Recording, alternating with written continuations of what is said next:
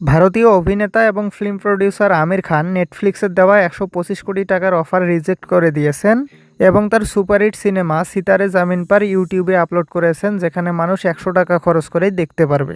কিন্তু তিনি কেন তার মুভি ১২৫ কোটি টাকা রিজেক্ট করে দিয়ে ইউটিউবে আপলোড করলেন?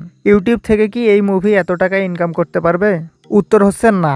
ইউটিউব থেকে এই মুভির ১০০ কোটি টাকা ইনকাম করা অলমোস্ট ইম্পসিবল। কিন্তু তিনি ইউটিউবে আপলোড করেছেন এটা থেকে তথ্য সংগ্রহ করার জন্য।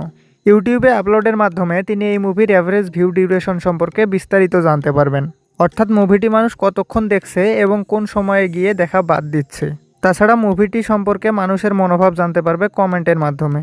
আর এই ডেটাগুলোকে ইউটিলাইজ করে তিনি আরও একটা কোয়ালিটিফুল সিকুয়েল তৈরি করতে পারবেন, যেটা তাকে আরও ৩০০ থেকে ৪০০ কোটি টাকা ইনকাম করতে সাহায্য করবে। আর আপনাদেরকে বলে রাখি, সিতারে জামিন পার তৈরি করতে খরচ হয়েছে ৬০ কোটি রুপি, আর এই সিনেমা থিয়েটার থেকেই ইনকাম করেছে ২৬৬ কোটি রুপি।